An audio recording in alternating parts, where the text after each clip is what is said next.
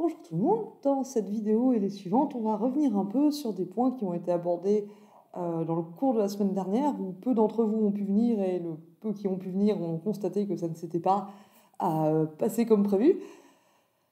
Donc, entre les problèmes d'enregistrement au début et les problèmes d'AG à la fin, je me suis dit qu'il était peut-être pas inutile de revenir sur certains points qu'on a abordés. Et la première chose qu'on a faite, c'est de parler de l'intégrabilité de certaines catégories de fonctions. Donc, pour ce faire, on va commencer donc trois catégories de fonctions qu'on va étudier, les fonctions en escalier, les fonctions monotones et les fonctions continues. Et ensuite, on s'intéressera à des relations que vous connaissez déjà, la linéarité de l'intégrale et la relation de Chasles. Tout du long, du coup, on va montrer que des fonctions sont intégrables. Et pour ça, on va utiliser deux critères qu'on a vus la dernière fois et que j'ai rappelés en bas. Donc normalement, en bas, vous devriez voir s'afficher le critère 1 et le critère 2 qu'on va utiliser tout le temps pour montrer que des fonctions sont intégrables. Et donc, la première catégorie de fonctions auxquelles on va s'intéresser, qui n'a pas été enregistrée mercredi dernier, ce sont les fonctions en escalier. Alors vous allez me dire, on savait déjà que les fonctions en escalier étaient intégrables, c'est comme ça qu'on a commencé, vous vous rappelez, on a parlé d'aire de rectangle, je vous ai dit, si on a une fonction en escalier, son aire c'est une somme d'aires de rectangle et on peut calculer. Pourquoi on fait ça du coup? À quoi sert cette proposition? Entre-temps, pour traiter le cas des fonctions pas en escalier, on a introduit toutes sortes de surcouches. On a fait des subdivisions, après on a mis toutes les approximations qu'on obtenait avec toutes les subdivisions dans un sac, on a pris le sup des approximations par en dessous, on a appelé ça i-2f, l'inf des approximations par en dessous, on a appelé ça par au-dessus, on a appelé ça i plus 2f, et on a dit que la fonction était Riemann intégrable si i plus 2f était égal à i-2f, et on a montré que c'était équivalent à ces deux critères-là. Et du coup, la question, c'est est-ce qu'en rajoutant toutes ces complications, qui servent à pouvoir faire autre chose que des rectangles, est-ce qu'on a perdu le truc de base? Parce que ça pourrait arriver qu'on rajoute des complications à notre théorie, et que du coup, le cas basique qu'on savait traiter avant, en fait, ça donne plus le bon résultat quand on fait notre nouvelle théorie compliquée sur ce cas basique.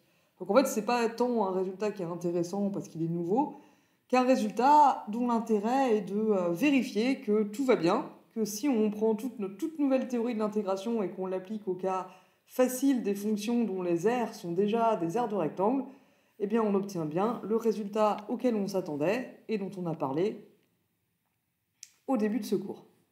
Donc c'est plus un résultat de vérification qu'un résultat de...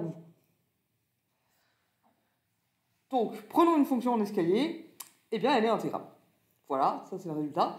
La suite, c'est que si on a une subdivision adaptée à f, donc ça veut dire une subdivision de l'intervalle AB tel que sur chaque sous-intervalle f est constante, alors si on note yi, la valeur constante que prend f sur le sous-intervalle xi plus 1, l'intégrale entre a et b de f de t dt, c'est ce à quoi on s'attend, c'est la somme des aires de rectangle qui constituent f, la somme des yi fois xi plus 1 moins xi. Et on va démontrer ça en utilisant le critère numéro 2,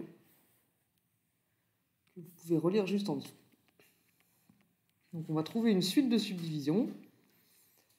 Parce que, voilà, alors c'est quoi le truc ici? C'est que l'aire sous la courbe de f, c'est facile de le calculer quand on choisit la bonne subdivision. Quand on choisit la subdivision sigma f, où sur chaque sous-intervalle, la fonction est constante, alors dans ce cas-là, ça se passe très bien et on obtient tout pile l'aire qu'il faut et tout est génial.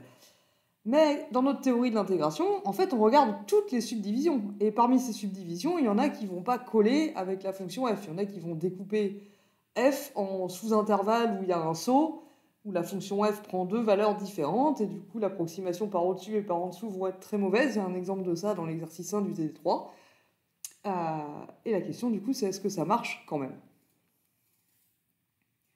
Donc, une première chose qu'on peut noter, c'est que si on prend la bonne subdivision, sigma f, la subdivision associée à f, adaptée à f,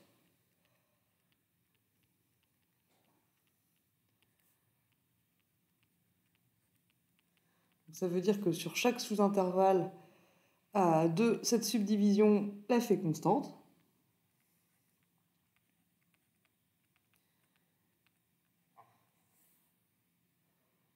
Alors, pour chaque sous-intervalle, le sub de f sur xi plus 1, vu que f elle est constante égale à yi sur xi plus 1, le sub de f c'est yi, et inf de f sur ce sous-intervalle c'est aussi yi.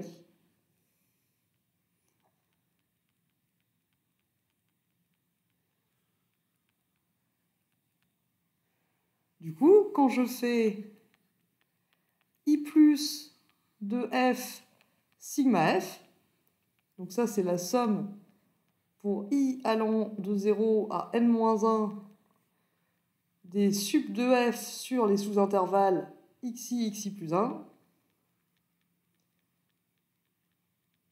fois la largeur de l'intervalle, donc xi plus 1 moins xi,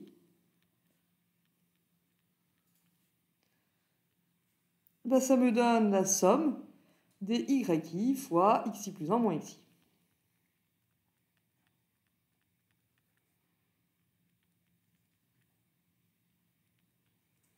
Et i moins de f sigma f,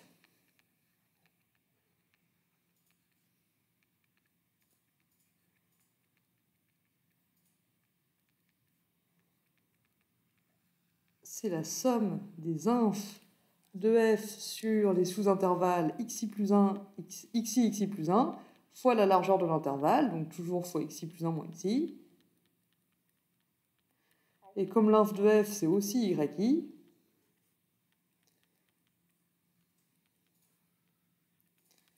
on obtient le même résultat que pour i+. En général, pour les fonctions qui ne sont pas constantes par morceau, comme ça, quand on fait i plus de f et i moins de f, ça ne fait pas la même chose. Quand on fait i plus de f, c'est plus grand que quand on fait i moins de f.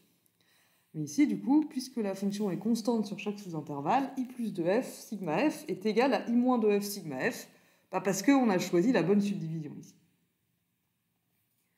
Donc, quand je fais i plus de f sigma f moins i moins de f sigma f, ça fait 0. Super, vous allez me dire, et donc, si vous regardez le critère numéro 2, qui normalement s'affiche en bas de l'écran, ou sinon il est dans votre cours et je vous invite à le consulter, une façon de montrer qu'une fonction est intégrable, c'est de trouver une suite de subdivisions, sigma n, telle que i plus de f sigma n moins i moins de f sigma n, ça tend vers 0 quand n tend vers plus l'infini. Mais là, du coup, si pour tout n, je prends sigma n égale sigma f, donc ma suite, elle est constante,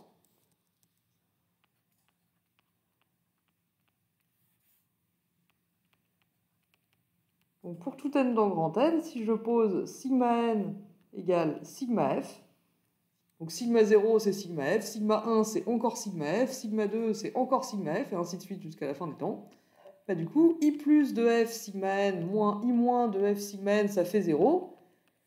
Et si ça fait tout le temps 0, la suite constante égale à 0, elle tend vers 0. Donc d'après le critère numéro 2, f est Riemann intégrable.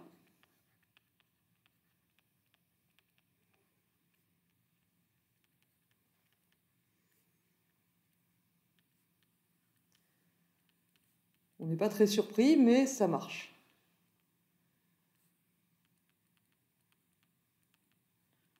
Le fait que dans notre théorie, on ait rajouté des sup et des inf et toutes les autres subdivisions n'empêche pas de retrouver le bon résultat pour les fonctions en escalier.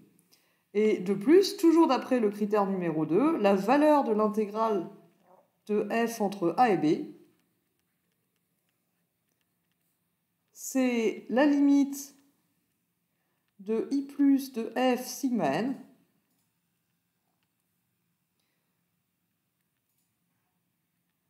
Or, i plus de f sigma n, c'est toujours égal à i plus de f sigma f, donc sa limite c'est aussi i plus de f sigma f, et donc c'est la somme des yi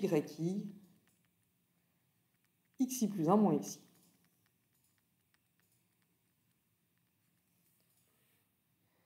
Et donc on retrouve le résultat auquel on s'attendait.